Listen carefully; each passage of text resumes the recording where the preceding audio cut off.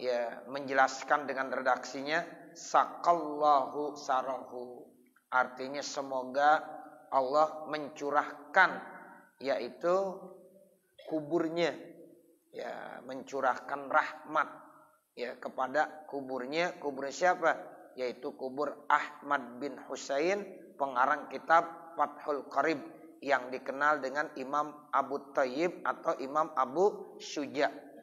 Ya, jadi Imam Ahmad bin Husain ini orang lebih kenal dengan Abu Syuja atau Abu Thayyib, pengarang daripada kitab Fathul Qarib. Ya, jadi mudah-mudahan Allah siramkan ke kuburnya itu sobibar rahmati, siraman rahmat, waridwani, dan siraman keredoan.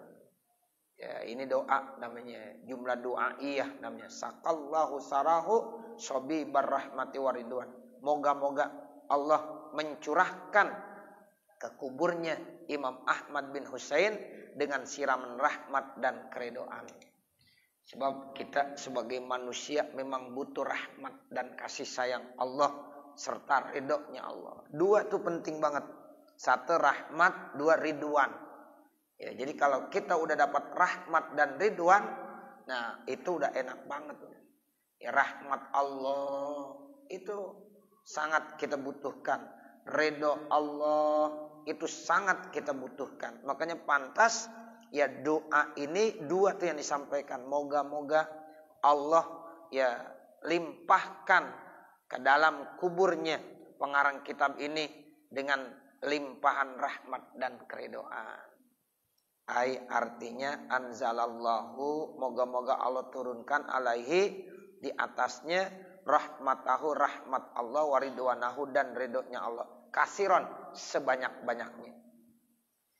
Hatta ya'umma, sehingga merata apa jasaduhu, jadi failnya.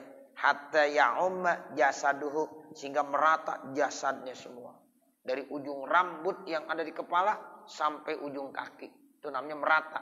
Ya'umma jasaduh.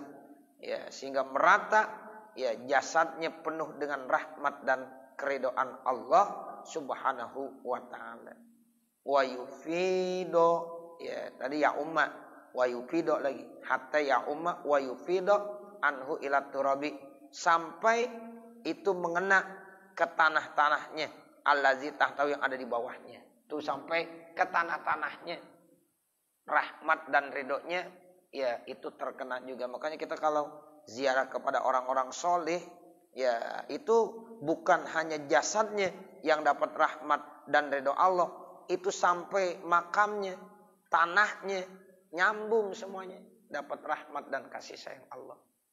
Makanya kadang-kadang kalau kita mencium, ya nisannya kita cium, itu tandanya kita memang cinta. Ya, jadi dengan kita mencium lisannya artinya kita cinta kepada orang tersebut yang memang nempel tuh. Terus masih ada hubungannya. Jasadnya penuh dengan rahmat dan ridho Allah, sampai tanah-tanahnya yang nyambung kepada tanahnya tuh. Ya, nisannya termasuk. Ya, seperti itu. Makanya kadang-kadang kalau kita lihat ada orang-orang yang ya ziarah ke makam-makam para wali, ya dicium tuh. Ya, itu bukan yang dimaksud cium temboknya, tapi dengan dicium temboknya tanda ya dia benar-benar ya takzim kepada sahibul maqam. Ya, jadi dia benar-benar cinta kepada sahibul maqamnya. Itu ditandakan dengan seperti itu. Ya. Itu namanya tanda kecintaan seseorang. Ya, kita kalau cinta tuh ya sama rumahnya aja udah cinta. Dan demen, kita muliakan. Wah, ini rumahnya. Ya, dulu ya orang-orang tua kita begitu. Kalau lewat ke rumah gurunya, ya orang yang sangat dicintainya, itu di depan gurunya aja, itu depan rumahnya aja, udah hormat, udah takzim. Nah begitu. Sama kita kalau ziarah ke makam orang-orang soleh juga begitu. Ya, jadi dari jauh saja kita udah takzim seperti itu. Wa qaulul muallifi, dan bermula perkataan pengarang kitab, sobiba, kata-kata sobib itu maf'ulun mutlakun, i'rabnya jadi maf'ul mutlak. Jadi maf'ul mutlak dari sakallahu sarahu sobi barrahmah, namanya maf'ul mutlak. Wa askanahu ala paradisil jinan, dan moga-moga Allah tempatkan kepada Syekh Ahmad bin Husain pengarang kitab ini tempatnya di Firdaus, satu bentuk, satu tempat sorga yang paling tinggi. A'la paradisil jinan itu begitu maksudnya. Jadi sorga yang paling tinggi nilainya, yaitu sorga paradis.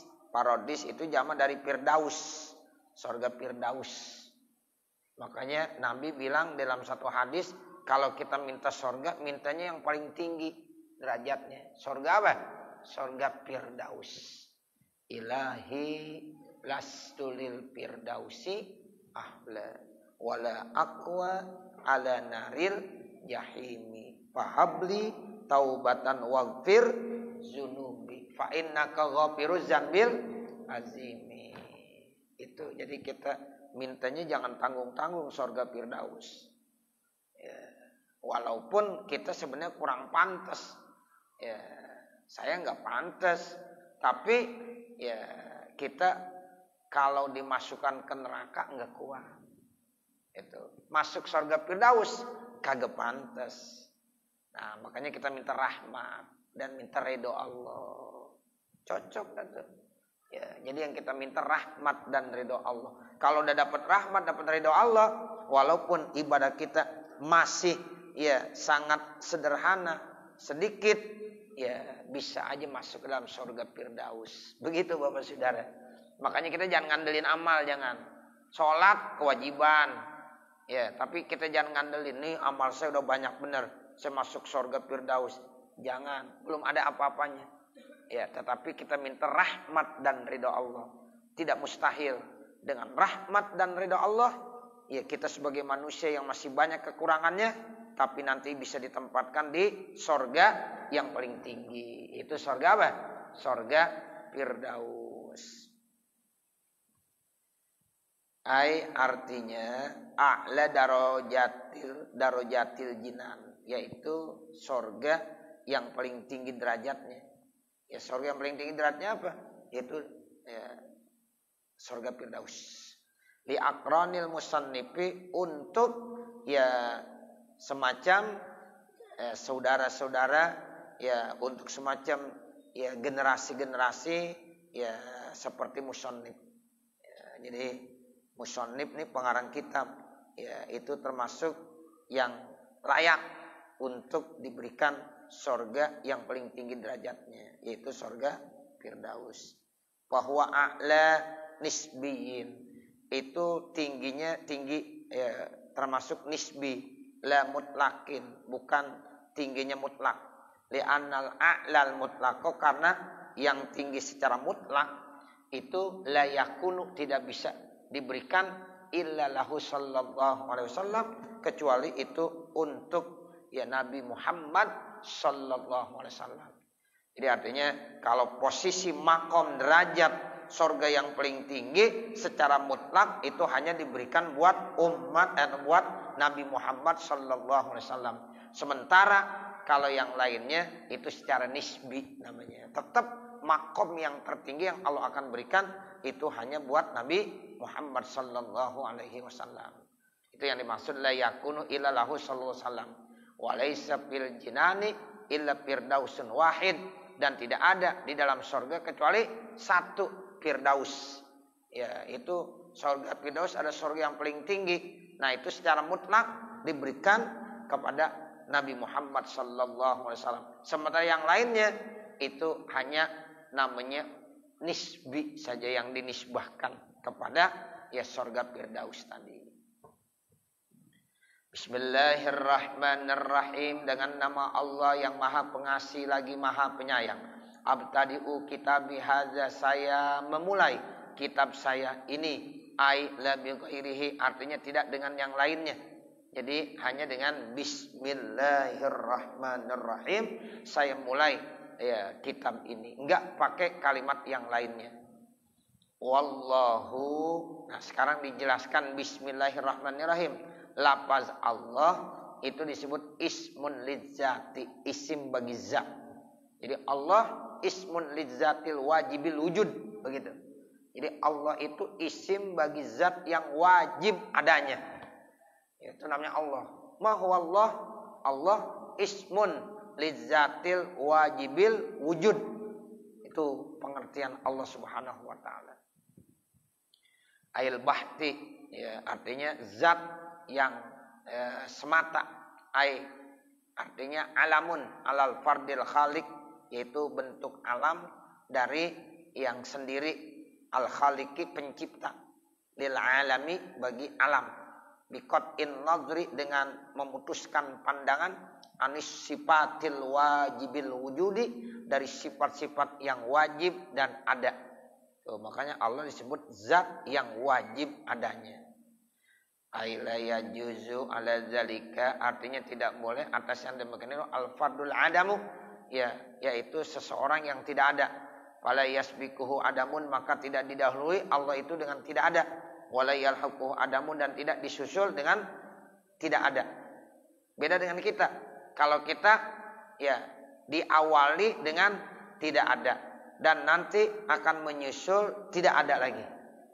Dulu ini kita nggak ada. Nah, baru ada setelah kita dilahirkan. Ya, setelah kita dilahirkan sama orang tua kita, baru ada. Nah, nanti kita nggak ada lagi, mati kita, nggak ada udah.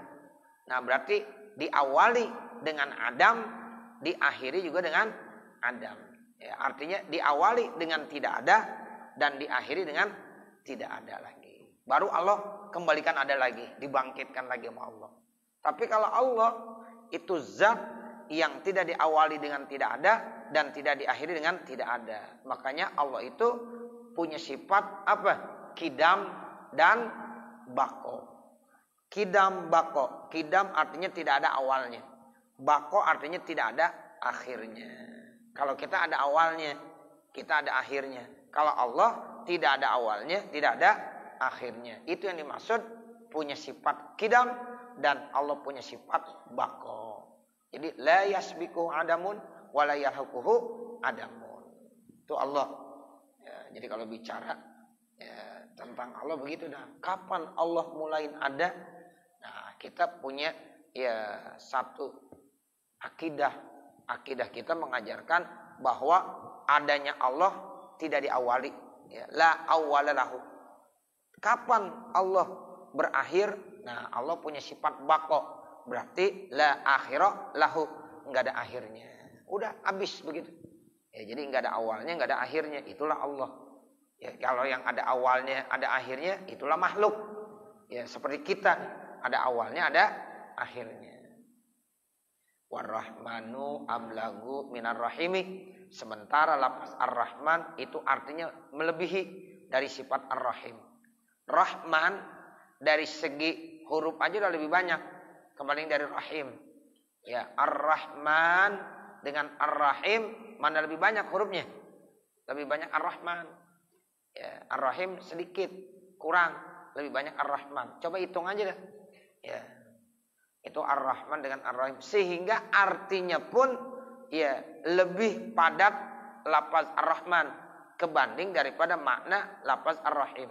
Sebab Ar-Rahman itu Allah sayang kepada makhluknya ya semuanya, baik orang kafir maupun orang Islam. Allah sayang ya baik kepada orang muslim maupun orang kafir. Di dunia ini semuanya disayangi sama Allah. Seandainya Allah tidak punya sifat Rahman, maka orang kafir jangankan diberikan rezeki, air segelas aja nggak bakalan dikasih. Ya, tapi nyatanya orang kafir dikasih nggak? Dikasih. Jangankan air segelas. Ya, rezekinya kadang-kadang banyakkan dia. Ya, coba lihat dah. Banyak orang-orang kafir yang lebih kaya daripada kita. Tuh Allah punya sifat Rahman. Tapi nanti Rahim itu hanya sayangnya sama ya orang-orang Islam saja. Di akhirat berarti. Kalau di akhirat orang kafir nggak dapat lagi dan sayang dari Allah. Rahimnya hanya untuk orang-orang ya Muslim yang benar-benar taat kepada Allah. Makanya disebut Ar-Rahman ablagu minar rahim. Ya, jadi kalau di dunia itu Allah punya sifat Rahman. Tapi kalau di akhirat Allah punya sifat apa? Rahim. Ai a'zamu maknan. Artinya lebih besar maknanya min makna rahim kebanding daripada makna ar-rahim. Lianna makna rahman, karena makna rahman itu apa? Al-mun'imu bi jalailin ni'ami. Allah adalah zat yang memberikan nikmat dengan nikmat-nikmat yang jalail, yang besar-besar semuanya. Wa makna rahim, nah sementara makna rahim al-mun'imu bi daqaiqiha. Allah memberikan nikmat yang kecil-kecil, yang halus-halus, daqaiq namanya. Pilihan makanya. Nah, itu ada yang mengartikan seperti itu. Kalau yang jalail, yang gede-gede itu Rahman. Kalau yang kecil-kecil, daqaiq, yang halus-halus itu Ar-Rahim. Tapi nanti juga ada yang menerjemahkan Ar-Rahman sayangnya Allah di dunia. Ya, kalau Ar-Rahim sayangnya Allah di akhirat. Nah, kalau di dunia Allah nggak pilih siapa saja dari makhluknya semua. Ya Allah kasih. Wa ma min dabbatin fil ardi illa 'alallahi rizquha. Namun nanti ketika di akhirat itu hanya yang diberikan ya kasih sayang hamba-hambanya yang taat kepada Allah. Makanya disebut ya Ar-Rahman artinya lebih padat kebanding daripada Ar-Rahim. Alhamdulillahi, bermula segala puji bagi Allah. Huwa lughatan, ya pujian itu menurut bahasa as-sana walallahi ta'ala bil jamil, memuji terhadap Allah dengan keindahan. Tuh, jadi kalau kita memuji biasanya kan mengucapkan kata-kata yang indah. Ya itu namanya memuji. Ai dzikru ausafihi, menyebutkan sifat-sifat Allah Ta'ala al-jamilah, yaitu yang bagus-bagus. Allah Maha Pengasih, Allah Maha Penyayang, Allah Maha Perkasa, Allah Maha Kuat. Itu namanya menyebutkan sifat-sifat Allah yang bagus, yang tinggi. Berarti kita sedang memuji Allah. Tuh, makanya kita kalau berdoa harus muji Allah dulu. Ya Rahman, Ya Rahim. Tuh, apalagi kita sebut nama Allah yang ada 99. Itu berarti kita sedang memuji Allah.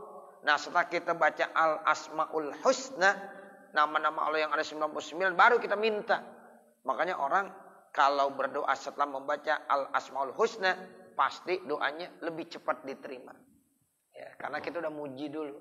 Puji Allah terus. Nah baru kita minta. Nah itu memuji itu artinya apa? Menyebutkan sifat-sifat Allah yang bagus-bagus.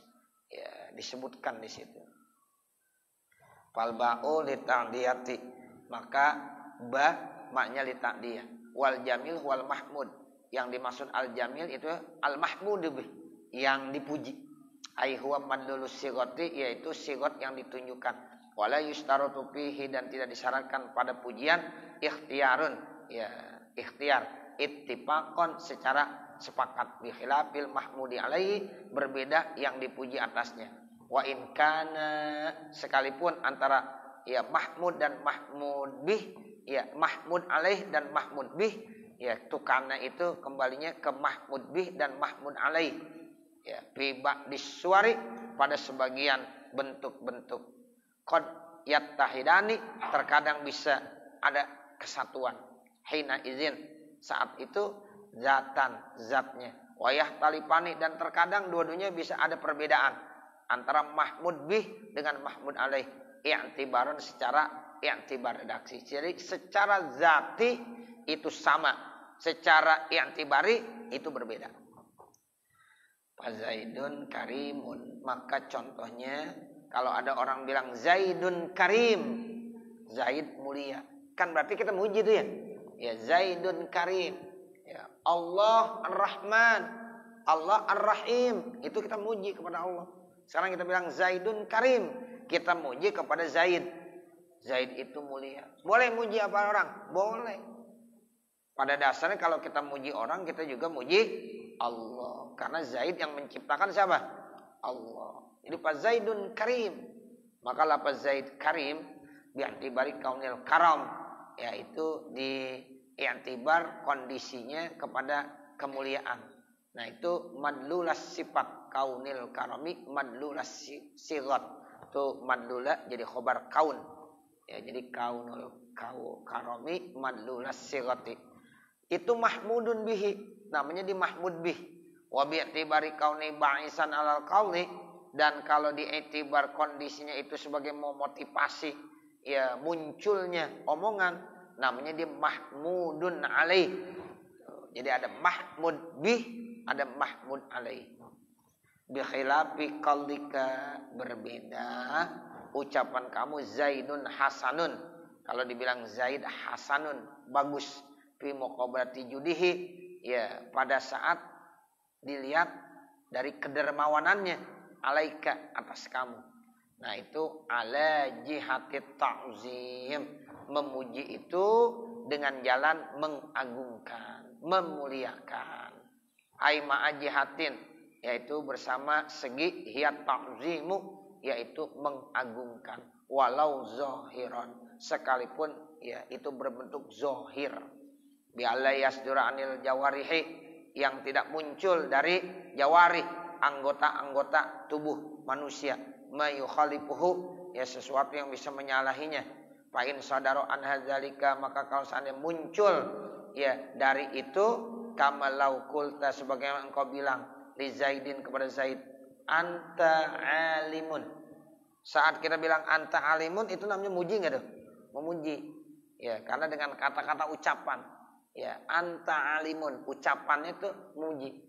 Tapi wadarabtahu bil qalami, namun kamu pukul tuh Zaid dengan kolam. Bilang anta alimun tapi dipukul. Itu bukan lagi muji berarti. Fadzalika istihzaun wa sukhriyatun. Maka itu namanya istihza. Ya, merendahkan dan menghina. Pelecehan namanya. Nah, begitu. Dia bilang engkau ya mulia tapi ditampar. Ya, itu namanya pelecehan. Ya, istihza, bukan muji. Sama juga kita bilang Allah Maha Pengasih, Maha Penyayang, tapi perbuatan kita nentang semuanya. Berarti kita melecehkan Allah. Itu namanya kita bukan memuji. Ya, tapi kalau kita memuji Allah, mensyukuri Allah, bukan sekedar dengan ucapan. Kalau ucapan memuji, bersyukur, tapi perbuatan kita menyalahi aturan, itu istihza namanya. Nah, makanya kalau kita memuji, kita mensyukuri nikmat Allah, nah kita sholat, kita melaksanakan perintah Allah, kita tinggalkan larangan-larangan Allah. Itu begitu. Sama juga kalau kita bilang ya kepada seseorang, misalnya Zaid, anta ya karim, engkau mulia, tapi sambil ditampar. Ya, bilang engkau mulia tapi ditampar, engkau mulia, ditampar gitu. Itu bukan pujian, tapi itu istihza, ya pelecehan namanya. Nah begitulah kita kepada Allah. Kita jangan bilang Allah Maha Pengasih, Allah Maha Penyayang, tapi perbuatan kita menyalahi aturan semuanya. Nah berarti kita bukan hamba Allah yang bersyukur, bukan hamba Allah yang bisa memuji Allah, tetapi itu ya pelecehan kepada Allah Subhanahu wa taala. Wa tahqiqu, dan yang paling benar ya anasyukra, bahwasanya syukur layan hasiru, tidak terbatas bil lisan. Ya makanya syukur itu secara tahqiq, secara yang paling benar itu tidak terbatas pada lidah aja Bapak Saudara. Tidak cukup kita bilang alhamdulillah, alhamdulillah. Bal ya'ummu, akan tetapi merata ya syukur itu pada apa? Yaitu al-jinan wal arkan. Ya ternyata itu merata pada hati dan anggota tubuh. Makanya orang yang sholat itu orang yang sedang bersyukur kepada Allah. Karena semua anggota tubuhnya melibatkan diri untuk ya bersyukur kepada Allah. Ucapan namanya rukun qauli, hati rukun qalbi, gerakan-gerakannya namanya rukun fi'li. Semua ikut bekerja dalam rangka ya mensyukuri nikmat Allah. Tapi kalau kita bilang alhamdulillah wa syukrulillah, itu hanya mulut aja, hanya mulut. Tapi ketika kita sholat, Itu syukur juga kita. Mensyukuri atas nikmat Allah dengan cara kita sholat. Itu semua tubuh kita ikut. Ya, ikut bersyukur. Dari mulai hati, kemudian anggota tubuh, tangan kah, kaki kah, bahkan mulut juga ikut. Ya, makanya di dalam sholat itu udah komplit, semuanya ada. Orang kalau udah sholat tuh Bapak Saudara, berarti dia sebagai hamba Allah yang bersyukur secara sempurna. Karena seluruh jiwanya dilibatkan dalam rangka mensyukuri nikmat Allah subhanahu wa ta'ala. Ya, itu begitu Masya Allah. Makanya sholat itu ya penting banget buat kita. Ya, itu salah satu bentuk syukur kita kepada Allah subhanahu wa ta'ala. Jadi ya secara tahqiq ya bahwa syukur itu tidak hanya terbatas pada lisan. Ya, tetapi harus melibatkan kepada anggota yang lain. Apakah ya itu hati ya dan anggota-anggota tubuh lainnya seperti tangan, kaki, mulut, telinga, mata dan semuanya. Itu biaya antakidah ya bahwasanya dia meyakini annallaha subhanahu wa ta'ala, sesungguhnya Allah subhanahu wa ta'ala mu'ati jami'in ni'ami, yaitu Allah telah memberikan semua nikmat-nikmat muz'inan lidzalika ya untuk kita tunduk ya kepada Allah ya lidzalika terhadap yang demikian itu. Au yaf'alu, atau dia harus melakukan ketaatan fi muqabalati nikmati, di dalam ya kita menerima nikmat. Tuh, jadi sebagai salah satu bentuk ya kita bersyukur atas nikmat yang telah Allah berikan, maka kita harus tunduk dan patuh pada perintah-perintah Allah. Kita kerjakan sholat dalam bentuk kita mensyukuri nikmat Allah subhanahu wa ta'ala. Aw yantiku bilisanihi, atau dia bicara ya mengucapkan dengan lisannya yang tadi tuh ya alhamdulillah wa syukrulillah. Famata wajada wahidun min hadhihi salasati, maka kalau seandainya sudah ditemukan satu saja dari anggota tubuh manusia ini, apakah mulutnya, apakah perbuatan anggota tubuh lainnya atau hatinya, nah itu berarti dia sudah mensyukuri nikmat Allah. Usiba alaihi, maka dia nanti akan mendapatkan ganjaran pahala sawabal wajibi, seperti pahala yang wajib. Walau tarokal jami'a, kalau seandainya ditinggalkan semuanya, mulut enggak pernah bersyukur, ya anggota tubuh enggak pernah bersyukur, hati pun enggak mau bersyukur, ditinggalkan semuanya, berarti apa? Haruma, maka luput dia dari ganjaran pahala. Jadi jangan sampai begitu Bapak Saudara. Ya, jadi pokoknya kita disuruh mensyukuri nikmat Allah. Caranya bagaimana? Bisa dengan 3 macam tadi. Ya, minimal dengan mulut dah, lisan. Alhamdulillah. Dapat pahala dah tuh. Nah, kalau dia ya dengan menjalankan sholat, nah itu berarti semua anggota tubuhnya diikut sertakan dalam rangka bersyukur kepada Allah. Itu yang paling bagus, semuanya dilibatkan. Nah, jadi 3 anggota ya manusia itu harus dilibatkan untuk mensyukuri segala nikmat-nikmat yang telah diberikan oleh Allah Subhanahu wa taala. Wa tiqadul kulli minallahi kafin, dan meyakini semuanya itu dari Allah udah cukup. Fisyukri, dalam bersyukur. Tuh, kita udah meyakini ini i'tiqad kita dari seluruh tubuh kita itu udah cukup di dalam bersyukur kita kepada Allah. Kama waroda, sebagaimana ada keterangan hadis begini Bapak Saudara. Anna ba'dul anbiya, sesungguhnya sebagian para nabi, qala, berkata siapa? Ba'dul anbiya, ya Rabbi, wahai Tuhanku, idza kana hamdi minka, apabila pujian saya dari Engkau. Ini kita muji nih, alhamdulillah, itu dari Allah sebenarnya. Ya, jadi apa yang kita munculkan sebenarnya itu dari Allah. Ya, kita memuji, ya itu juga dari Allah. Jadi hamdi, pujian saya, minka, ternyata itu ya asalnya dari Engkau. Lalu dinanya, ya Rabb, wahai Tuhanku, apabila saya memuji itu dari Engkau. Nah, pabima ahmaduka, begitu fi'il mudhari. Pabima ahmaduka, maka bagaimana saya memuji engkau? Kalau saya memuji katanya itu dari engkau. Nah, caranya bagaimana supaya saya muji? Munculnya dari diri saya sendiri. Lalu Allah jawab begini, Bapak Saudara. Faqala lahul maula, maka berkata nih Allah kepada ba'dul anbiya tersebut. Kata Allah, iza alimta, apabila engkau tahu, annal kulla minni, bahwasanya semua itu sumbernya dari saya, faqad raditu, maka sungguh saya dah redha bizalika dengan hal tersebut, minka dari engkau, syukron, itu syukur namanya. Ya, jadi kalau kita mengakui bahwa ya ini semuanya adalah dari Allah Subhanahu wa taala. Nah, itu Allah udah redha dah tuh. Nah, itu tandanya kita sudah bersyukur. Nah, itulah ya ucapan kamu seperti itu yang membuat saya redha. Nah, itu termasuk syukurnya kamu. Jadi intinya begitu, Bapak Saudara.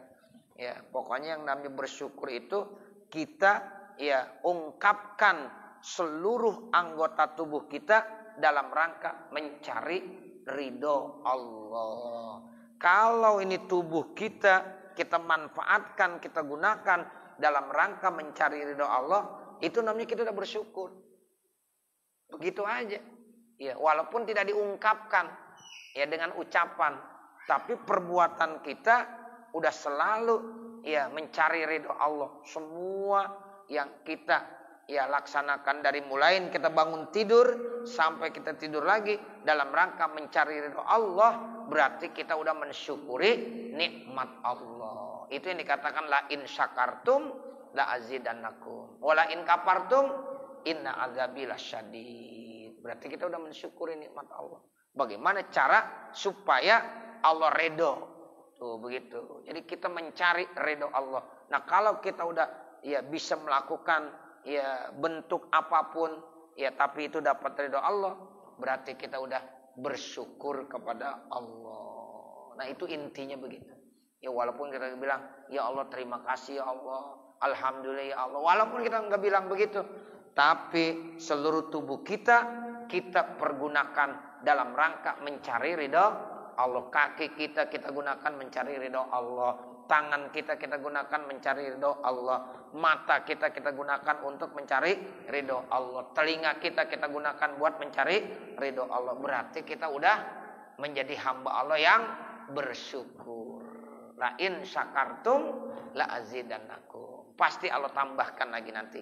Sehingga nikmat yang sudah Allah berikan dipertahankan, bahkan ditambahin lagi sama Allah Subhanahu wa taala. Nah, nanti baru Rabbi ay malikil alamin. Mudah-mudahan apa yang kita baca ada manfaatnya. Amin ya rabbal alamin. Segenap para bapak, para saudara, inilah yang dapat kita baca ya dari kitab yang menjadikan pedoman pada kesempatan malam hari ini. Akhirnya manakala di sana sini terdapat kesalahan, kekurangan, saya mohon dibukakan pintu maaf yang sebesar-besarnya. Terakhir sebelum kita berdoa, ya saya hanya mengingatkan ya bahwa Pondok Pesantren At-Tauhid Al-Muflihun ya akan mengadakan acara peringatan Maulid nanti pada tanggal 30 Oktober, tepatnya hari Sabtu pagi sampai selesai. Ya, manakala Bapak, Saudara ada keluangan waktu, diberikan kesehatan, ya silahkan ya saya tunggu kehadirannya di Pondok Pesantren At-Tauhid Al-Muflihun dalam acara peringatan Maulid Nabi besar Muhammad sallallahu alaihi wasallam. Ya, sambil kita rekreasi, ya gitu. Jadi Maulid plus rekreasi. Iya, Maulid utama. Ya, tujuan utamanya ada Maulid. Insya Allah zuhur selesai. Ya, sengaja saya ingin lebih awal memulainya supaya jam 11:30 kita sudah selesai Maulid. Nah, saya mohon jangan pulang dulu, makan. Habis makan, ya sholat. Nah, terserah dah mau kemana dah. Nah, begitu. Jadi mudah-mudahan Bapak, Ibu, Saudara yang ada keluangan waktunya, yang diberikan kesehatan, silahkan hadir. Ya saya tunggu. Ya mudah-mudahan doa-doa Bapak Saudara ya bisa memberikan keberkahan ya di pondok pesantren tersebut. Amin ya rabbal alamin. Insyaallah yang akan memberikan yaitu hikmah atau tausiahnya pertama Al Habib Bagir ya, Al Habib Bagir, yang kedua Kiai Haji Abdurrahman Shaheh ya. Insyaallah juga para habaib yang lain mau hadir, insyaallah para ulama yang lain juga insyaallah akan hadir. Qorinya yaitu Al Ustaz Haji Ahmad Faisal SPDI. Nah itulah Bapak Saudara, ya mudah-mudahan Allah senantiasa memberikan kesehatan kepada kita, keluangan waktu, dan mudah-mudahan Allah selalu ya menjaga kita dan keluarga kita semuanya. Amin ya rabbal alamin. Wassallallahu ala sayyidina Muhammadin wa ala alihi washabihi wasallam. Walhamdulillahi rabbil alamin. Al-Fatihah. A'udzubillahi minasyaitonir rajim. Bismillahirrahmanirrahim. Alhamdulillahi rabbil alamin. Arrahmanir rahim. Maliki yaumiddin. Iyyaka na'budu wa iyyaka nasta'in. Ihdinas siratal mustaqim. Siratal ladzina an'amta 'alaihim ghairil maghdubi 'alaihim waladdallin. Rabbighfirli wa liwalidayya amin. Bismillahirrahmanirrahim. Alhamdulillahi rabbil alamin.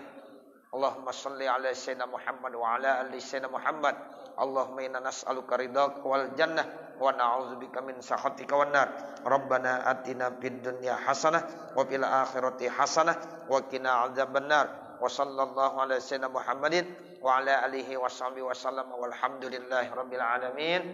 Wassalamualaikum warahmatullahi wabarakatuh.